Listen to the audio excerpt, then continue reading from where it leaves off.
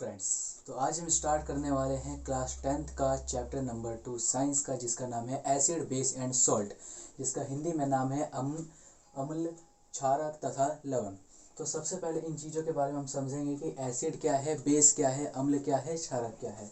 मैंने डायरेक्ट यहाँ पे शॉर्टकट के फॉर्म से वन शॉट रिवीजन के लिए एक पीएच स्केल तैयार कर ली है। यहाँ पे मैंने पीएच स्केल, तुम्हें भी पता है कि कहाँ से शुरू कहाँ तक होती है, 0 से लेकर 14 तक की एक पीएच स्केल होती है, जिससे हमें ये पता चलता है कि कोई भी चीज़ एसिड है या बेस है, अम्ल है या क्षारक है। तो हम कैसे देखेंगे, 0 से ज़्यादा, 0 से लेकर और 7 से कम चीज़ों को हम क्या कहते हैं, एसिडिक कहते हैं, अम्लीय कहते हैं। और अगर किसी की वैल्यू 7 से ज़्यादा और 14 तक है तो उसको हम क्या कहते हैं, बेसिक नेचर के, मतलब क्षारीय कहते हैं। ठीक है, तो एसिड की और क्या क्या प्रॉपर्टीज है, सिर्फ पीएच वैल्यूज तो नहीं हो सकती कि हमें पता चल गया कि पीएच वैल्यू 0 से लेकर 7 से कम, लेकिन और भी तो प्रॉपर्टीज हो सकती है कि हम बिना पीएच चेक करके भी बता सकते हैं कि एसिड है या बेसिक है, अम्लीय है या क्षारक है। तो हम सबसे पहले क्या देखते हैं, सोर टेस्ट। सोर टेस्ट मतलब कि खट्टा स्वाद। कैसा होता है इसका स्वाद, खट्टा होता है अम्लीय का। फिर इसके अंदर कौन से आयन होते हैं, H+ आयन।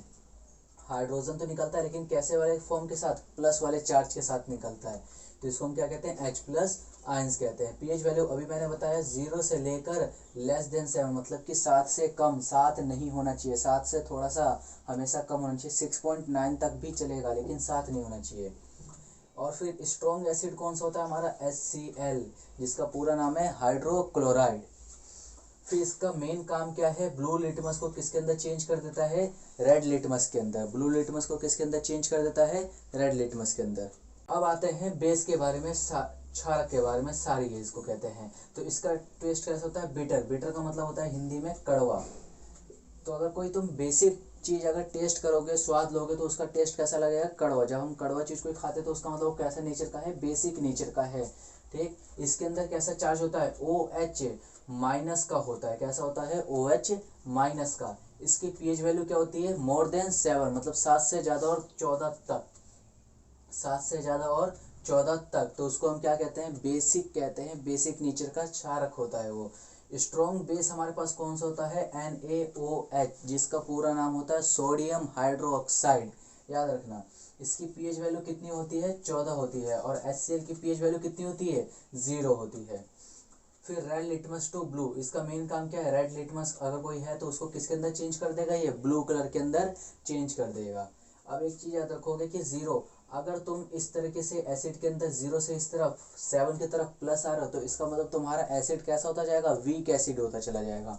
और अगर तुम 7 से उस साइड जा रहे हो बेसिक नेचर के अंदर, तो 7 से जितना प्लस चले जाओगे उतना ही तुम्हारा बेसिक नेचर स्ट्रॉन्ग होता चला जाएगा। क्लियर। अब ये चीज़ हो गई, हमने पढ़ ली एसिड और बेस के बारे में। लेकिन अगर हमें एसिड और बेस चेक करना है तो क्या कोई तरीका तो होगा, कोई इंडिकेटर्स तो होगा। तो कोई तरीका मेज़र करने का हम यहाँ पे कहते हैं, जिसको इंडिकेटर सूचक। तुम्हारे बुक में भी बड़ा लंबा चौड़ा पैराग्राफ दे रखा है, इसको पढ़ना जरूर। तो इंडिकेटर्स, 3 तरीके के इंडिकेटर्स होते हैं। पहला नेचुरल इंडिकेटर, जिसको कहते हैं प्राकृतिक सूचक। प्राकृतिक सूचक का मतलब क्या है कि जो कोई चीज़ हमें ऐसी जो प्राकृतिक रूप से मिली हो, या फिर प्राकृतिक रूप से हमें पता चल जाए कि वो अम्ल है या क्षारक है, तो उसको हम कहते हैं नेचुरल इंडिकेटर्स। जैसे कि मैंने एग्जांपल दे रखा है लिटमस पेपर। लिटमस पेपर यहाँ पे बनता किससे है कि जो महासागर्स होते हैं, ओशंस होते हैं, ओशंस के अंदर एक ब्लू ग्रीन एल्गी टाइप होता है, ठीक है, उसके अंदर जो काई जैसी होती है ना, उसकी मदद से बनाया जाता है लिटमस पेपर। फिर यहाँ पे क्या होता है, कैबेज, ऑनियन, इसका कलर, जैसे तुम सब्जी मंडी से कैबेज या ऑनियन लेके आओ, ठीक है, और उसको लंबे टाइम तक छोड़ दो, उसका यूज़ ही मत करो, ठीक है, तो उसके बाद वहाँ पर क्या होगा, धीरे धीरे देखो उसमें से स्मेल आने लगती है, उसका कलर चेंज हो जाता है। तो वो सब किसके सिम्टम से हमें नेचुरली उस चीज़ का पता चल रहा है कि वो एसिडिक हो रहा है या बेसिक हो रहा है, उन चीज़ों के बारे में हमें पता चल जाता है। फिर सेकंड आता है ओल्फैक्टरी इंडिकेटर, जिसको हम कहते हैं क्या, गंधकीय सूचक। ओल्फैक्टरी गंधकीय सूचक मतलब जो हमें स्मेल करने से पता चल जाती है एसिडिक या बेसिक के बारे में, अम्ल या क्षारक के बारे में। एग्जांपल में वेनिला सभी के घर में अक्सर मिल जाता है, क्लोव्स मिल जाते हैं, ऑनियन जब सड़ जाती है, देखो एक तो कलर से पता चल जाता है ऑनियन के बारे में, और एक स्मेल भी आती है। जब प्याज अगर सड़ जाता है तुम्हारे घरों में तो उसके अंदर से स्मेल भी आने लगती है, तो इसका मतलब वो कैसा है, ऑल फैक्टरी इंडिकेटर्स, गंधीय सूचक। फिर तीसरा आता है सिंथेटिक इंडिकेटर्स, जिसको मानव निर्मित सूचक मतलब कि मैन मेड भी इंडिकेटर्स कहते हैं। क्यों कहते हैं? क्योंकि ये कुछ केमिकल तैयार किए गए हैं साइंटिस्टों के हिसाब से, जो लोगों ने तैयार किए हैं। जब इन चीज़ों के बारे में स्टडी हुई तो उन्होंने एक ऐसा इंडिकेटर्स, एक ऐसा सॉल्यूशन तैयार किया जिसमें से अगर कोई चीज़ डिप की जाए, डुबोई जाए, तो इससे हमें पता चल जाएगा कि वो चीज़ एसिडिक है या बेसिक है। तो कौन से वो दो सॉल्यूशन मेन से है? मिथाइल ऑरेंज है और एक फिनोल्फथैलीन है।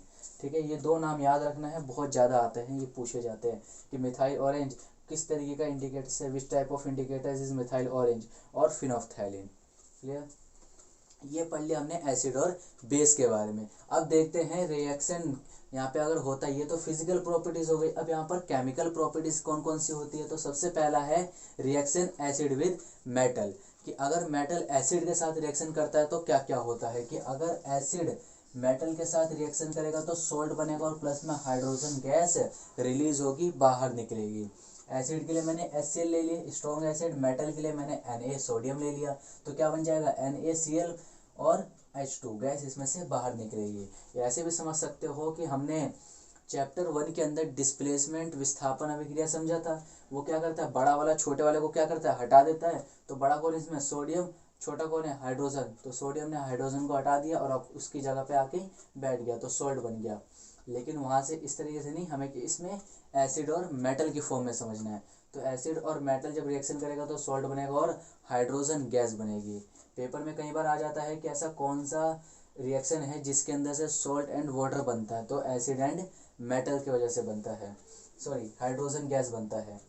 फिर सेकंड रिएक्शन है reaction acid with metal oxide. अगर एसिड मेटल ऑक्साइड के साथ रिएक्शन करेगा तो क्या बनेगा?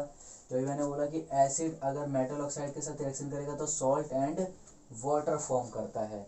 मेटल ऑक्साइड का मतलब क्या है कि जो कोई भी मेटल्स है, कोई भी धातु है, तो उसके साथ जब ऑक्सीजन रिएक्शन कर जाता है, उसके साथ अटैच हो जाता है, तो वो ऑक्साइड फॉर्म करता है, तो उसको कहते हैं मेटल ऑक्साइड। एसिड में देखोगे HCl, और मेटल के लिए मैंने Na और साथ में ऑक्सीजन इसके साथ जोड़ दिया, तो क्या बन गया? Na2 sodium oxide. तो यहाँ पे फॉर्म क्या होगा? NaCl और वाटर फॉर्म होगा। इसको हम कहते, तो इस तरीके से भी क्वेश्चंस आते हैं कि तुम्हें दो रिएक्शन दे देगा और बीच में यहाँ पे प्रोडक्ट छोड़ देगा, रिएक्टेंट दिया, प्रोडक्ट नहीं दिया, और इसका तुम्हें बनाना होगा। तो तुम्हें अगर याद है कि किस तरीके का रिएक्शन बनेगा तो तुम उसको कर पाओगे। फिर तीसरे पे आता है reaction acid with metal carbonate and metal hydrogen carbonate. यहाँ पे दो रिएक्शन हम एक साथ समझेंगे कि अगर कोई एसिड मेटल कार्बोनेट का मतलब कि कोई मेटल है उसके साथ कार्बोनेट की कॉम्बिनेशन वर्क कर रही है, या फिर अगर कोई एसिड है मेटल हाइड्रोजन कार्बोनेट, मतलब हाइड्रोजन कार्बोनेट दो चीज़ें वर्क कर रही है। एक एसिड लिया मैंने एग्जांपल में, फिर मेटल के लिए Na और कार्बोनेट के लिए क्या होता है वैसा? CO3। तो मेटल कार्बोनेट मतलब कि सोडियम कार्बोनेट कहेंगे इसे। एसिड प्लस सोडियम कार्बोनेट तो क्या बनेगा? सॉल्ट बनेगा, वाटर बनेगा एंड CO2 गैस रिलीज होगी इसके अंदर से। सेम चीज अगर यहाँ पर एसिड है तो यहाँ पर क्या? सोडियम मतलब मेटल हो गया, हाइड्रोजन कार्बोनेट। दूसरी वाली चीज है मेटल कार्बोनेट, हाइड्रोजन कार्बोनेट का मतलब क्या हो गया? Hydrogen carbonate. तो इसमें भी क्या फॉर्म होगा? Salt, water and CO2 gas बाहर रिलीज होगी। फिर इसमें से एक बहुत ही मेन क्वेश्चन आता है न्यूट्रलाइजेशन रिएक्शन या न्यूट्रलाइजेशन प्रोसेस, उदासीन अभिक्रिया। जब एसिड और बेस दोनों मिलते हैं और उनके मिलने से सॉल्ट एंड वाटर बनता है तो उसको हम क्या कहते हैं? न्यूट्रलाइजेशन। देखो सॉल्ट एंड वाटर तो यहाँ भी बन रहा है, सॉल्ट एंड वाटर तो इधर भी बन रहा है, लेकिन यहाँ पर इसको न्यूट्रलाइजेशन नहीं कहेंगे। क्यों नहीं कहेंगे? यहाँ पे सिर्फ एसिड और मेटल है, लेकिन यहाँ पर कौन है? एसिड और प्लस में बेस, इनके मिलने से क्या बनता है? सॉल्ट बनता है एंड प्लस में वाटर बनता है। जब अम्ल और क्षारक मिलके लवण तथा जल का उत्पादन करे तो उसको हम उदासीन अभिक्रिया कहते हैं। When acid react with base they form salt and water is called neutralization reactions। ठीक है, तो ये तुम्हारा, तो अभी तक हमने पढ़ा था एसिड के बारे में कि एसिड, बेस और सॉल्ट, और उसके बारे में फिर हमने पढ़ा था कि एसिड की क्या क्या प्रॉपर्टीज़ होती है, बेस की क्या क्या प्रॉपर्टीज़ होती है, और साथ ही हमने पढ़ा अभी कि एसिड जो केमिकल के साथ अगर रिएक्शन करे तो क्या होता है। मैंने यहाँ पर बेस का नहीं लिखा, क्यों नहीं लिखा, रीज़न है कि जो बेस है वो सभी मेटल्स के साथ रिएक्शन नहीं कर सकता, इसलिए उस पर ज़्यादा हम टाइम वेस्ट नहीं करेंगे। और तुम चाहो तो अपनी बुक में पढ़ लेना एनसीईआरटी की, उसमें बेस के बहुत ही कम एग्जाम्पल दिए होंगे। मेन जो आते हैं एसिड के आते हैं। मैं यहाँ पे मेन पॉइंट्स लिख रहा हूँ ताकि तुम अपने एग्ज़ाम में उसको अच्छे से अटैम्प्ट कर सको। मैं यहाँ पे पॉइंट ऑफ व्यू से शॉर्ट क्लासेस हम कवर करने की कोशिश कर रहे हैं। तो अब हम देखेंगे यहाँ पर क्या है importance of the pH in our daily life, जो 4 नंबर के अंदर बहुत ही ज़्यादा आता है कि जो पीएच है वो हमारी डेली लाइफ के अंदर, हमारी एवरीडे लाइफ के अंदर उसका क्या इंपॉर्टेंस है। ठीक, तो सबसे पहली चीज़ आती है कि maintain our body. PH value कितनी होती है हमारी बॉडी की, 7.0 से लेकर 7.8 तक। और 7 की वैल्यू मैंने बताई थी क्या होती है, न्यूट्रल होती है, जिसको हिंदी में उदासीन कहते हैं। 7 की जो वैल्यू होती है पीएच स्केल के अंदर, तो हमारी जो पीएच बॉडी जो होती है पीएच की, वो कितनी होती है, न्यूट्रल के अंदर होती है, 7.0 से लेकर 7.8 तक। ठीक, सेकंड पॉइंट हमें क्या रखा है कि इन सॉइल, मिट्टी में। अब मिट्टी में पीएच का क्या काम होगा, सोचने वाली चीज़ है कि एक चीज़ बताओ, जब किसान कोई भी फसल जब लगाता है उसके अंदर, मिट्टी के अंदर, तो क्या उसको पीएच नहीं देखना चाहिए? बिल्कुल देखना चाहिए कि मिट्टी की पीएच कैसी है, फर्टिलिटी है कि नहीं, वहाँ पे उसकी पैदावार कैसी होगी, फसल की अच्छी नहीं होगी या कैसी होगी। तो उसमें क्या है कि आजकल जो किसान है वो अपनी मिट्टी की फर्टिलिटी चेक करवाते हैं लेबोरेटरी के अंदर जाके। ठीक, तो पीएच का यहाँ पर सॉइल के अंदर उसी चीज़ से मतलब है कि मिट्टी की फर्टिलिटी से, सॉइल की फर्टिलिटी, उर्वरक से। ठीक, तीसरी चीज़ आती है इन और डाइजेशन। हमारे पाचन क्रिया में पीएच का बहुत बड़ा रोल है। कैसे है कि हम जानते हैं जो हमारा पेट है, पेट के अंदर कुछ इस शेप का, तुमने स्टोमक पढ़ा होगा कुछ इस तरीके का थोड़ा सा बनाना लाइक स्ट्रक्चर, जो यहाँ पे क्या है स्टोमक पड़ा होगा। स्टोमक के अंदर जो हमारा कौन सा एसिड होता है, एचसीएल एसिड होता है। तो एचसीएल एसिड जो मैंने पिछली क्लास में बताई थी अभी, कि इससे जस्ट हमने पहले पढ़ा था क्या, एचसीएल का पीएच वैल्यू कितना होता है, 0 होता है। लेकिन हमारे पेट के अंदर ज़्यादा एसिडिक हो जाएगा, इस वजह से इसकी पीएच वैल्यू कितनी होती है हमारे पेट के अंदर, 1 से लेकर 3 तक। हमारे पेट में जो एचसीएल है उसकी पीएच वैल्यू कितनी होती है, 1 से लेकर 3 तक की पीएच होती है। लेकिन जो मेन एसिडिक, हाईली एसिडिक जो होता है एचसीएल वाला, उसकी वैल्यू होती है एकदम 0। ठीक, तो हमारे खाने को पचाने में मदद करता है पीएच, इस वजह से यहाँ पे इसका रीज़न दे रखा है। साथ ही टूथ डिके, दांतों में सड़न। अब एक बात बताओ, जब हम ज़्यादा चॉकलेट खा लेते हैं, तुम सबकी मम्मियाँ डांटती होंगी ज़्यादा चॉकलेट मत खाओ, ये मत खाओ, वो मत खाओ, दांत में कीड़े लग गए, ख़राब हो गए, सड़ गए।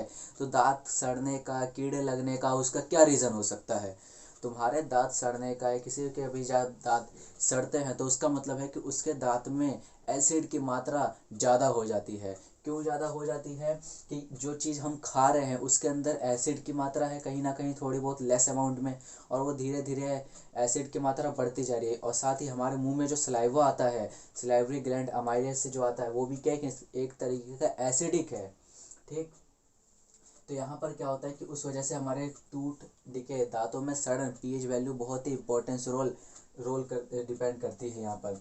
और साथ में अगर हमें दांतों को सड़ने से बचाना है तो हम क्या करते हैं, टूथब्रश करते हैं, पेस्ट लगाते हैं। तो पेस्ट कैसा होता है, बेसिक नेचर का होता है। ठीक, तो इस चीज़ को याद रखना है कि हमें ब्रश करना इसलिए ज़रूरी है कि जो टूथपेस्ट होता है वो बेसिक नेचर का होता है। जब हम बेसिक नेचर अपने मुंह में रखते हैं तो एसिडिक जो भी होती है माउथ की, वो न्यूट्रल हो जाती है, उदासीन हो जाती है। क्योंकि हमने पढ़ा था एसिड और बेस जब मिलता है तो क्या होता है, न्यूट्रल हो जाता है। इसलिए हम यहाँ पे टूथपेस्ट करते हैं दांत को अपने बचाने के लिए। ठीक, तो ये चीज़ हो गई importance of the pH in our life. तो अपनी बुक में देखोगे, तुम्हारी बुक में एक बड़ा सा पैराग्राफ दे रखा है, इसमें सारे लंबे लंबे से इसके पैराग्राफ दे रखे होंगे, तो उसको जरूर पढ़ना। फिर आता है सम बेसिक सॉल्ट्स, लवण। अभी तक हमने लवण के बारे में नहीं पढ़ा। तो लवण कई तरह के होते हैं। जो बच्चे कई बार कहते हैं कि NaCl is only a salt, नहीं, सिर्फ NaCl सॉल्ट नहीं है, सॉल्ट कई तरीके के हैं।